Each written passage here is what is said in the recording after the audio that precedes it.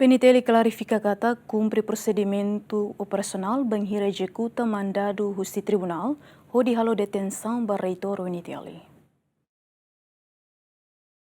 Hafuen polícia cumpre mandado justi tribunal hodi halo detenção barreitor UNTL no cargo chefia balong PNTL simu crítica oin husi comunidade acadêmica primeiro-ministro no presidente república li husi conferência imprensa porta-voz PNTL superintendente João Belo Luz Reis ateten polícia investigação criminal halo detenção tuir mandado husi tribunal no tau algema ba suspeito Sirene Liman tuir procedimento operacional NBIH. Maluco Serbarak preocupa com a execução do mandado né liliu atuação nebema com o borgol. Ato clarifica para o público parte da investigação criminal kata usa o borgol né tuir standar SOP nebema kamiha a mimo certa informação ou inusi ampol ini tem polícia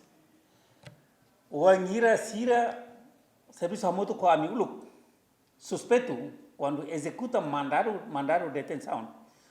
é uma certa misra carne lá os de tau borgol heliman mas tau mosi ain to careta lá que se tan hamuto co careta nebe ida nemos parte ida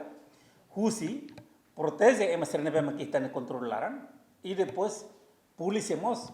assegurado que emane la bele desvio husi controle tene nebe standar nebe mita usa standar UN lá é violação rumah ba itana fati respeita direitos humanos.